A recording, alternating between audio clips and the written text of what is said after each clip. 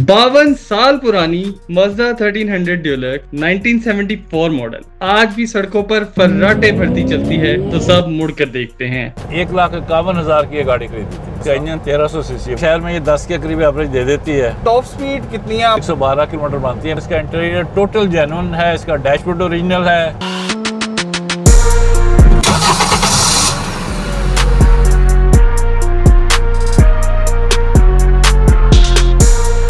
Viewers, गाड़ी लेना आज के दौर में कोई मुश्किल बात नहीं, पर जो चीज़ मुश्किल है वो है उसको आज भी फैक्ट्री कंडीशन में, मिंट कंडीशन में बरकरार रखना, उसको मेंटेन रखना। आज हम जिस गाड़ी की आपसे बात करने लगे हैं, ये कोई नई फ्यूचरिस्टिक कार नहीं, बल्कि ये हमारी एक सकाफत का और कल्चर का हिस्सा है। ये है मज़दा 1300 ड्यूलक्स। ये 52 साल पुराना इंजीनियरिंग का शाहकार आज भी रोड पे कम, गैरेजेस में कम और लोगों के दिलों में ज़्यादा महफूज रहता है। इसको ख़रीदने के पीछे की वजह, इसकी रिस्टोरेशन की स्टोरी और इसकी मार्केट वैल्यू आज भी क्या है, ये जानेंगे इनके ओनर से। आइए हमारे साथ। सर, हमें हमारे व्यूवर्स को बताएं कि इस गाड़ी को ख़रीदने के पीछे क्या स्टोरी थी, क्या प्रोसेस था, क्या थॉट्स थे आपके? गाड़ी को ख़रीदने के लिए मेरी कोशिश इसको ख़रीदने के लिए इसलिए थी कि मैंने इसके 1970 मॉडल पे मैंने ड्राइविंग सीखी थी गाड़ी पे। ठीक है, सेम मॉडल पे? सेम मॉडल पे। थोड़ी सी शेप सेम थी इसकी, से थोड़ी छोटी थी वो गाड़ी 70 मॉडल, उससे सीखी थी। उसके बाद फिर मैंने वो ख़रीदी गाड़ी, 70 मॉडल मेरे पास थी, लेकिन वो गाड़ी का एक्सीडेंट हो गया। उसके बाद फिर ये जिन साहब के पास थी, मैं उनसे कोशिश पहले भी कर रहा था कि ये मुझे गाड़ी बेच दें। ठीक है। लेकिन वो उन्होंने अपनी ज़िंदगी मुझे गाड़ी नहीं दी। तो जब मेरी वो गाड़ी का एक्सीडेंट हुआ तो वो ये गाड़ी उनके बेटे के पास थी। मैंने उनके बेटे से 1,51,000 रुपये में गाड़ी खरीदी। और आपको उन्होंने दे दी? जी, उन्होंने मुझे गाड़ी दे दी, लेकिन बड़े चक्कर लगवाने के बाद उन्होंने गाड़ी दे तो दी। यानी कि इसके पीछे अनथक मेहनत है, इसको बड़ी मेहनत इसके पीछे शामिल है। बल्कि लास्ट डे पे, बल्कि मैं जब घर से चला था तो उसका डील 1.5 लाख की हुई थी, लेकिन वहाँ जाकर वो 1,000 रुपये भी फंस गया, जिसमें 151 देना है, आपने लेनी है तो ले लेने, तो छोड़ दे। अच्छा, आज के दौर में जब के लोग प्रेफर करते हैं कि यार हमारे पास फ्यूचरिस्टिक गाड़ी ही होनी चाहिए, फीचर से लेस गाड़ी होनी चाहिए और कंफर्टेबल और लग्जरी गाड़ी होनी चाहिए, आपने इस कल्चरल बीस्ट को ही क्यों अपनाने का सोचा कि यार मैंने यही गाड़ी लेनी है जो हमारी सकाफत को भी शो करती है? जी, हमारी सकाफत को भी शो करती है ये गाड़ी। दूसरा ये कि मेरी इसके साथ ये थी, मैंने मज़दा पे गाड़ी चलानी सीखी थी। सही। 1970 में मैंने इसका 70 मॉडल था, उस पर मैंने ड्राइविंग सीखी थी। मेरे इसके साथ ये भी रिलेशनशिप थी कि मुझे ये पसंद गाड़ी इस वजह से थी। गाड़ी के साथ आपकी एक मेरी याददाश्तें उसके साथ ताज़ा होती रहती हैं। सही है कि मैं कहाँ उस वक्त जवानी में घूमता रहा। यानी कि आपका इस गाड़ी के साथ एक पुराना रोमांस था। पुराना एक सही है, सही है। अच्छा खालिद साहब, हमें ये बताएं, इसकी रिस्टोरेशन के पीछे कितनी मेहनत है, क्या कॉस्ट है और कितने टाइम में आपने इस गाड़ी को रिस्टोर किया, या मॉडिफाई किया है या रिस्टोर सिर्फ किया आपने? मैंने इस गाड़ी को रिस्टोर किया, मॉडिफिकेशन नहीं मैंने इसकी की। कोई मॉडिफिकेशन गाड़ी कोई मॉडिफिकेशन नहीं है। गाड़ी में मास्टर है इसकी फ्रंट ब्रेक्स के। पहले इसकी ड्रम ब्रेक्स थी इसकी ओरिजिनली, उसके बाद मैंने इसको मॉडिफाई किया और इसमें मज़दा की ही इसमें डिस्क ब्रेक्स लगाई इसकी। ठीक है, यानी कि आपने सेफ्टी पे फोकस किया है, सेफ्टी सिर्फ मॉडिफिकेशन में, उसके अलावा आपने कोई चीज़ मॉडिफाई नहीं की? और कोई चीज़ मॉडिफाई नहीं की। ठीक है। ये सारी ओरिजिनल है, इसके सारे मतलब इसमें पेंट हुआ है। 10 साल पहले मैंने इसको रेस्टोर किया था। ठीक है। मेरे एक दोस्त थे, डेंटिंग का काम करते थे, लियाकत मरहूम। उन्होंने मुझे गाड़ी, जब मैंने उनको डेंटिंग के लिए दी तो उन्होंने मुझे कहा कि जी मुझसे ये ना पूछे कि ये कब तैयार होगी। ठीक है। कि इसके सारे सामान जो कुछ भी है, बाज़ार में कोई चीज़ इसकी अवेलेबल नहीं है, मैंने खुद बनानी है। ठीक है। तो उसने 10 महीने के बाद मुझे उसने गाड़ी उसने सिर्फ डेंटिंग करके दी इसकी। उसके बाद फिर पेंटर, इसमें 2 महीने इसको पेंटर लगा रहा है इसको तैयार करने के। और आप डेली जाते थे गाड़ी को देखते थे? मैं हर हफ्ते में 1 दिन 2 दिन चक्कर लगाता रहा उसके पास जाके, एक पीस सर पे खड़े होकर जिम्मेदारी से सारा काम अपना सारा मैंने खुद करवाया है। इस केस में ये है कि प्रोटीन वर्क कम से कम हो। यही वजह है कि जब अगर प्रोटीन वर्क कम से कम हुआ है तो ये 10 साल से इसका पेंट कहीं से ख़राब नहीं हुआ, कोई सिलसिला नहीं है। इसके पार्ट्स को प्रिक्योर करना कितना मुश्किल था? पार्ट्स अवेलेबल थे जिनके पास थे? प्राइजेस हाई थी या लो थी? इसके बारे में हमारे व्यूवर्स को बताएं। प्राइजेस तो डेफिनेटली, जब जिनके पास है पुरानी गाड़ी का सामान जिसने संभाल के रखा हुआ है, वो अपनी मुंह मांगी कीमत लेता है। अच्छा, इसका जो मिरर है ये डोर पे माउंट हुआ होता है? डोर माउंट है। इसके साथ जो कूपे आती थी उसका मिरर माउंट हुआ था फेंडर के ऊपर? उसका जो होता था वो फेंडर पे आता था। अच्छा, मुझे ये बताएं कि अगर आपने किसी को कहना हो कि यार मुझे इस गाड़ी की एक्सटीरियर की ये चीज़ सबसे खूबसूरत लगती है, तो वो चीज़ क्या होगी? मुझे इसका फ्रंट बहुत खूबसूरत लगता है जी। इसके बम्पर, इसकी ग्रिल, ये इसका मोनोग्राम सही है, जो कि ये आज भी ऐसा है जैसे फैक्ट्री से निकला है। जस्ट लाइक न्यू है और पूरे सिर्फ 2 गाड़ी में मौजूद है और किसी के पास लाहौर में मौजूद नहीं है। आजकल 2020-22 मॉडल की जो गाड़ियाँ उनके जो क्रोम पार्ट्स हैं वो करोजन आ जाती है, उन पर रस्ट आ जाती है। आपने 52 साल पुरानी गाड़ी को फैक्ट्री कंडीशन में रखा हुआ है, क्रोम चमक रहा है आपकी गाड़ी का, कैसे मैं पॉसिबल इसकी है? सिर्फ डेली सफाई करता हूँ, डेली सफाई होती है इसकी साफ, उसमें कोई केमिकल वगैरह खास यूज़ करते कोई हैं? चीज़ नहीं इस्तेमाल करता, सिर्फ इसमें जो इसको ख़राब करता है, इस पर रस्ट आती है, इस पर डस्ट आती है, उसकी वजह से इस पर रस्ट आती है, अदरवाइज इस पर कोई नहीं आती।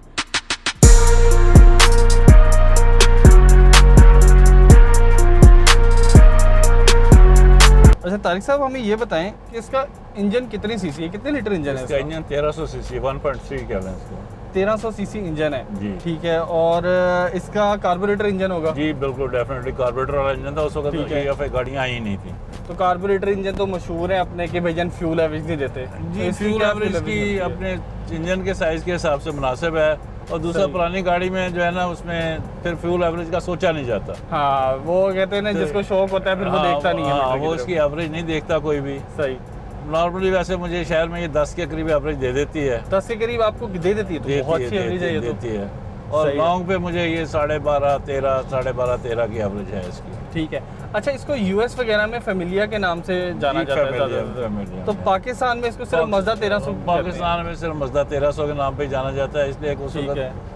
जो लोग जितना पढ़े लिखे थे उस हिसाब से उन्होंने सिंपल उसको रखा हुआ सही था। है। इसको चलाने में कितनी मुश्किल पेश आती है, चलाने स्पेशली में गर्मियों ऐसे में? कोई मुश्किल पेश नहीं आती, सिर्फ रिवर्स करते वक्त या बिल्कुल एक लगानी हो जगह पे, आपने थोड़ी जगह पे, ठीक तो है। वो फिर थोड़ा सा मुश्किल होती है, लग तो जाती है लेकिन है। उसमें वो तजर्बा आम आदमी इसको नहीं लगा सकता।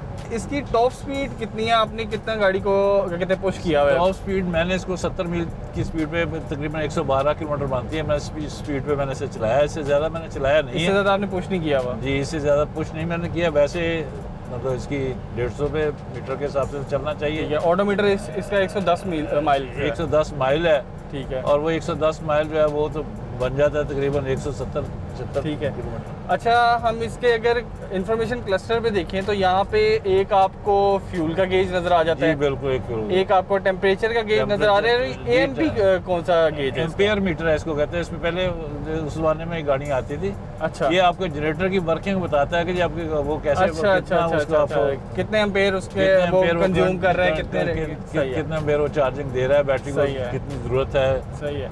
और ये आज से 52 साल पहले की टेक्नोलॉजी जी है गाड़ी में। बिल्कुल, सही है। इसका इंटीरियर जो है उसके पार्ट्स आपको कैसे मिले, आपने कैसे रिस्टोर किए? इसका इंटीरियर लकीली मुझे गाड़ी मैंने खरीदी है तो इसका इंटीरियर टोटल जेन्युइन है। इसका डैशबोर्ड ओरिजिनल है, इसकी अच्छा। सीटों की पोशिश ओरिजिनल है, इसकी छत का जो पोशिश है ये कपड़ा जिसका है वो सही। ओरिजिनल है। ये रूफ लाइनर भी ओरिजिनल है इसका जी, गाड़ी का? टोटल ओरिजिनल जी, टोटल ओरिजिनल। रोड प्रेजेंस के बारे में बताएं। हमारे लोगों को आदत है वो ना गाड़ी रोक रोक के तंग करते हैं, पूछते हैं यार बेचनी है, यार खरीदी कितने की है, बेचोगे कितने की? आपसे ये सवाल होते हैं रोड पे जब आप लेके जी निकलते हैं बिल्कुल, इसको? मुझे सवाल होते हैं जी, मुझे लोग पूछते हैं ये कितने की ली थी, ये क्या आपने किया, कितने पैसे लगे रेस्टोरेशन पे। फिर ख़ास तौर पे इनके जो ग्राहक हैं वो इनके चाहने वाले कह रहे हैं वो पिंडी और ये बरदान साइड पे बहुत ज़्यादा है। मोटरवे में जा रहा था, मुझे खड़ा करके बंदे ने पूछा जी आपने बेचनी? मैंने यानी कि कहा, आप ये सारे एक्सपीरियंस देख चुके जी हैं? मैं सारे एक्सपीरियंस देख चुका हूँ। सही है। अच्छा, मुझे ये बताएं, 52 साल पुरानी ये गाड़ी है, आपको लगता है, आप सजेस्ट करते हैं लोगों को ये डेली ड्रिवन होनी चाहिए, गाड़ी इस तरह रिस्टोर हो जाती है कि आप डेली चला सकें उसको? जी बिल्कुल हो जाती है, आप डेली चला सकते हैं उसे। ठीक है, आप डेली चला रहे हैं उसको? जी मैं इसको डेली चला रहा हूँ। कितने किलोमीटर डेली आप चला लेते हैं उसको? मैं इसको 25-30 किलोमीटर वैसे डेली चलाता हूँ, लेकिन कभी कभार मुझे आउट ऑफ सिटी जाना पड़े तो मैं 500-550 किलोमीटर भी चला जाता हूँ। आप रिलाई कर देते हैं गाड़ी के जी ऊपर? मैं इस पर रिलाय करता हूँ कि इसमें सिंपल इसकी कोई इसमें मैकेनिज्म इसका बहुत सिंपल आसान है। ठीक है। अगर कोई रास्ते में कोई मसला बने भी तो आदमी उसको खुद ही देख सकता है जिसमें क्या है। आज की गाड़ियों की तरह नहीं है कि एक तार उसकी हिल जाए और किसी को पता न लगे कि उसमें क्या हुआ है। सही है। अच्छा, ये 74 मॉडल गाड़ी है, जी उस वक्त एसी आते थे गाड़ियों में? नहीं, इसमें एसी नहीं थे, ये एसी मैंने खुद बाद में लगवाया। 10 हाँ, साल मैं देख पहले रहा हूँ ये एसी वगैरह की आपने फिटिंग वगैरह करवाई हुई है बाद सारी। में इसकी है मुझे। अच्छा। अच्छा, इसमें वो हैंगिंग यूनिट लगाया है इसमें। अच्छा, जब आपने ये गाड़ी खरीदी थी तब ये कितने की थी? मैंने 1,51,000 की ये गाड़ी खरीदी थी। इसकी मेंटेनेंस कॉस्ट आप कितने अरसे बाद इसकी मेंटेनेंस करवाते हैं, ऑयल चेंज वगैरह कितने अरसे बाद करवाते हैं? ऑयल चेंज मैं इसका करवाता हूँ 4,000 किलोमीटर पे। 4,000 किलोमीटर पे कितने का चेंज होता है वो तकरीबन 4,500-5,000 रुपये मेरा लग जाता है, इसलिए कि मैं फ़िल्टर सारे इसके साथ चेंज करता हूँ। इसके फ़िल्टर इसके सस्ते हैं, ऑयल फ़िल्टर, एयर फ़िल्टर मैं साथ चेंज करता हूँ। 4-4,500 का ऑयल चेंज होता है जो आप 4-4,500 किलोमीटर बाद करवाते हैं, यानी जी, कि 4,000 पर किलोमीटर 1 रुपया कॉस्ट करता है आपको? जी, 1 रुपया किलोमीटर नॉर्मली कॉस्ट। तो हमारी अभी मौजूदा जापानीज गाड़ी से भी अच्छी आपको कॉस्ट दे रहे हैं। जी, इसमें इसकी मेंटेनेंस कॉस्ट जो है वो सब गाड़ियों से कम है। बेसिकली JDM है ना? जी, JDM है बिल्कुल। ठीक है। इसकी रिस्टोरेशन पे आपका कितना खर्चा आया था? रेस्टोरेशन में मेरा तकरीबन 3.25 लाख रुपए। 3.25 लाख का खर्चा आया था। और अब आपने इसकी मार्केट में वैल्यू लगवाई है? कितनी लोग डिमांड कर रहे हैं, जो लोग तंग करते हैं, रोक के पूछते हैं, वो कितनी आपसे हासिल इस गाड़ी की कोई कीमत नहीं होती। बेशक इस गाड़ी को बेसिकली जो चाहने वाले हैं वो, अब मैं इसको बेचना भी नहीं चाहता।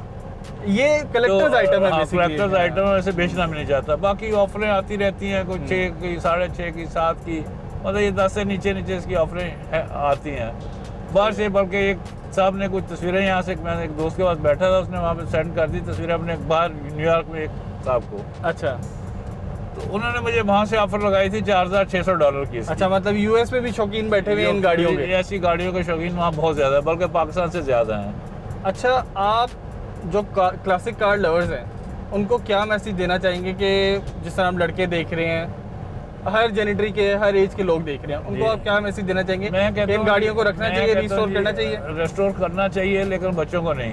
अच्छा, इसलिए कि इस पर बहुत टाइम चाहिए, उनकी ठीक है। बाकी एक्टिविटीज इससे जो है वो डिस्टर्ब होंगी। या इसको लॉयल होकर टाइम देना पड़ता है? इसको लॉयल होकर टाइम देना पड़ता है। उनकी, मैं बच्चों को ये कहता हूँ आप इस चक्कर में ना पड़ें, इसलिए कि स्टडीज़ आपकी हर्ट करेंगी, सही है, आपका मुस्तकबिल ख़राब हो जाएगा। बेशक ऐसे ही है, यानी कि फर्स्ट प्रायोरिटी आपकी स्टडीज़ होनी चाहिए, उसके बाद आए इन चीज़ों की तरफ।